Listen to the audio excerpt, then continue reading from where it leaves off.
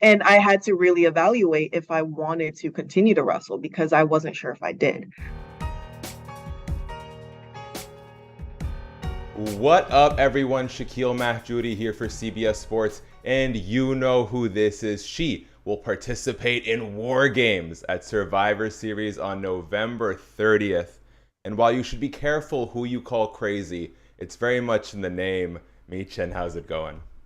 Good, how are you? Thank you so much for having me. Thank you so much for doing this. I don't know what the time's like where you are. It is still pitch black outside, but this is the perfect way to start my day. Oh, yikes. No, not for me. I need the sun out. Well, I'm glad we got the coffee. We're well on our way.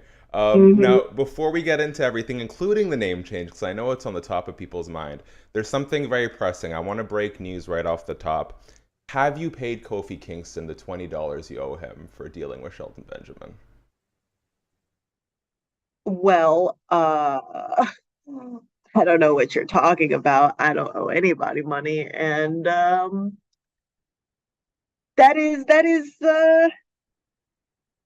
don't know what you're talking about. Okay, fair enough. Must have gotten some bad information from my sources here on Of that one. course, gotta be, gotta Right. be. So we had the OC sorta, and for those who may not be in the know, Michin translates to crazy in Korean. Mhm. Um, at first we had it as a nickname. Now we're starting to sort of see it roll out slowly on WWE branding. Can you tell me a little bit about what went into the name change, the inspiration, the logistics? So when I got into the OC, the boys had their nicknames, and of course they're like, "We need a nickname for you. What do you want to be called?" And so my mom is Korean, my dad is African American, and growing up, my mom, like, it's so vivid, like growing up, every time I would do something, if I wash the dishes wrong, if I clean my room wrong, it's "야 미쳤어?" which means "Are you crazy?" So I'm just like, okay, you know what? That just fits, and it makes me feel like it's it's a representation of my Korean heritage, especially because I'm not fluent in Korean, but there's a lot of phrases that my mom has said to me and my sister growing up, that is so second nature to me. So then when I hear that, it's like I feel like I'm back at home, and it's kind of comforting, I love that. because I don't, my mom is on the East Coast, and I don't see her often. So it's just it's something special to me, I just love like the Korean heritage and just the nickname. You mentioned sort of getting tied into the OC and needing a nickname. Obviously, you linked up with the boys to help sort of even things out against the Judgment Day. But the OC has a lot of history to it. We go back to Bullet Club. What has it been like? What was it like for you going in, sort of being integrated into a group that already has such a beloved legacy among the fan base? It's honest, I never thought I would be a part of that group, just because they're so notable and memorable, and they mean so much in the wrestling world that when I was invited, it was an honor for me. And I've known the boys for a while. We've been with different companies, so I've known them for a while. So it wasn't like we never work together, or when I first came in, it was like, okay, we got to get to know her and get to know what she's like. It's like we already kind of knew each other, so it was just nice to finally be a part of the gang. And hell, even I remember, I think it was like a year or two ago when it was on Up Up Down Down, when it was AJ versus Breeze, and I was rooting for AJ to win. So we have history beyond, just wrestling as well. That's amazing to hear. Let's talk a little bit about War Games. Now, I'm not sure at this stage, we're filming this on a Tuesday, how much we've gotten into the actual. Have we gotten much into the actual layout of the match yet? Or is it also kind of a mystery to you? What do you mean? Well, I kind of just wanted to dig into like what the logistics are like competing in a War Games match compared to a traditional match. Is there like anything you can think of in Gotcha. advance that's like that people might be surprised to learn makes the whole process so much more complicated or unique as a performer?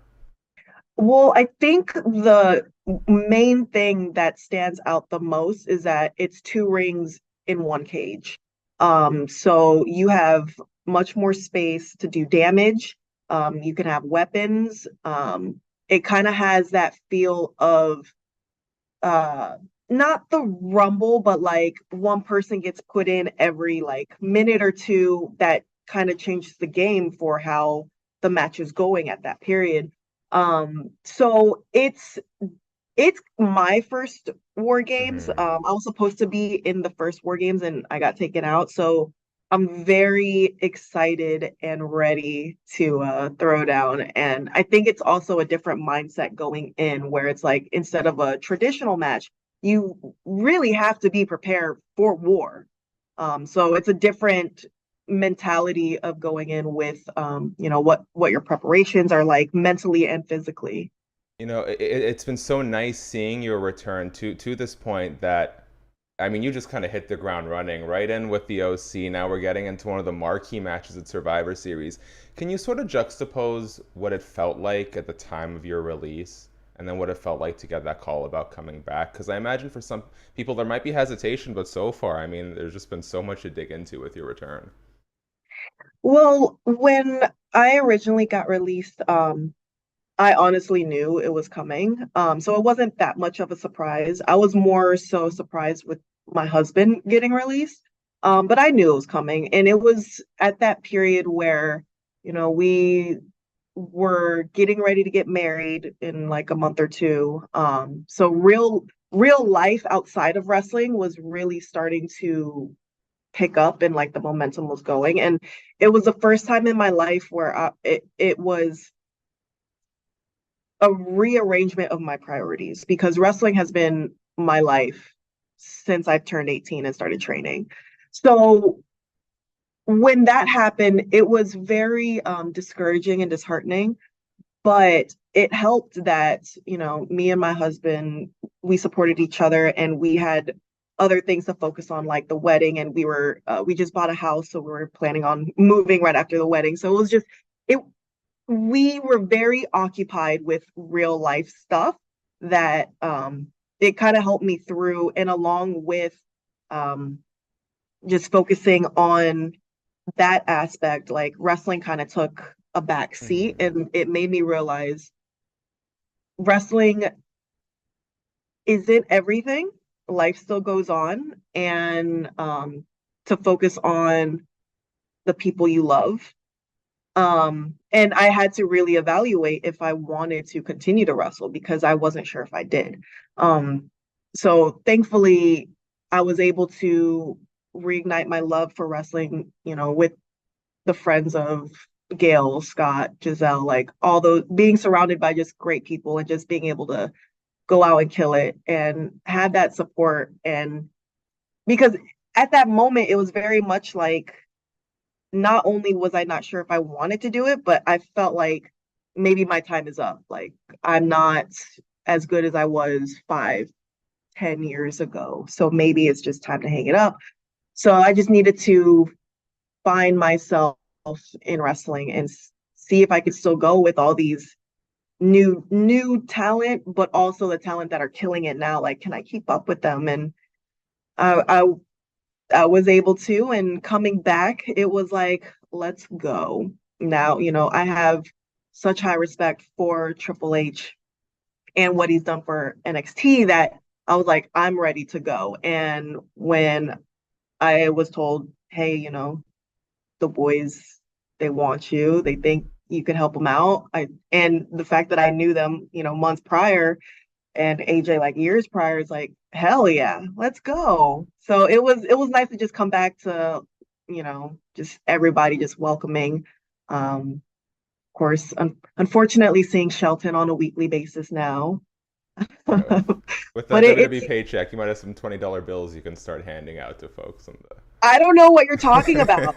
the. Everyone keeps tagging me about this twenty Okay. dollar bill. I don't. Well, you know what? We'll start wrapping this up just to say, just we don't want people harassing you too much about nonsense. That definitely isn't true. One thing before we finish up on some rapid fire, because I always put out a fan Q&A. Thank you for retweeting it, by the way. And one of the things mentioned the most was, dude, people love the aesthetic, the dyed hair, the outfits. Can you tell me a little bit about what goes into your ring gear? Like, where do those ideas come from, and then who do we shout out for the actual designs? So I have been trying to evolve my character the past year, and it's more of a mix between like what's the HBIC character was in NXT, but then like let me add some real nerdy me. Like I'm a gamer when I'm at home, so like Cyberpunk, um, Watch Dogs, like the very techie uh spy fighter type vibes. So I was kind of going more with something like that, like the cyberpunk character. But then, I've always loved different colors, neon lights. Like I love that flashy stuff. So just wanted to come back with just a different style of hair, same color, different style. Same concept of my gear. I had like the shorts and the halter top when I first started. So I kind of wanted to go back. Like I've been going back and forth between the pants and the shorts. So it's like, you know what? Let me just go back to my roots and stick with the shorts. But let's glam it up a little bit, add some accessories. And she's one of my good friends, and she's a seamstress at WWE. And I've known her for years, and she's been my seamstress for years. And she's the one, like, I don't know anything about fashion. So I'm always texting like my friends, Brian, Jordan, my sister. And then I would just tell Jolene, like, hey, I like these colors. Make it happen. Go do what you got to Love do. it. I love you. Gotta trust in people's expertise, right? So shout out to her. We got time Oh, for one more, and I'm glad you mentioned the gaming because I want to finish off here. We're short on time, so I'm gonna keep these to one-word answers with you, okay? okay. All right, got a little gaming rapid fire. Which WWE superstar, present or past, is most likely to run into a gunfight solo? Shayna Baszler. Love that. Which game makes you rage the hardest? Call of Duty. Playing way too much MW2. Don't get me started. All right. What is the best couch co-op game of all time? Couch co-op. The Query. Okay, ooh, good choice. Who is the best overall gamer among the WWE superstars? Hmm. Say yourself, it's okay. Well, I mean, I am still champion, the up, up, down, down champion. I think I don't wanna pick myself. So I am gonna say the BRE as a okay. whole. And ooh, okay. And the last one, which game has the most sentimental value to you? Oh, Red Dead Redemption 2, without a Good doubt. answer. All right, Mia Yim Michin, whatever it is, she's gonna tear the house down at War Games. A lot of pain, a lot of punishment to deal out. I want to leave you with the last word, so I'll do my part very quickly. Guys, thank you so much for checking out the video. If you're still here, you know what you got to do. Subscribe, tap the notification bell, thumbs up. Let us know in the comments section. I want your official prediction. How does War Games end? Uh, Michin, if the yeah, don't I don't want I won't get you in trouble. Don't spoil anything, but I think we know who's gonna win. I'm gonna predict a knockout. We're gonna weapons galore, cross two rings. Ahead of Survivor Series War Games on November 30th, Michin. If there's anything you want to let the people know, the floor is yours. thank you guys so much for watching. Make sure you catch Survivor Series this Saturday at 7:30 p.m. And you can follow me on Twitter at Mia Yim, Instagram at Mia Yim Official. I'm also on Twitch and YouTube, so you guys can catch me being a nerd. And I hope to see you guys around.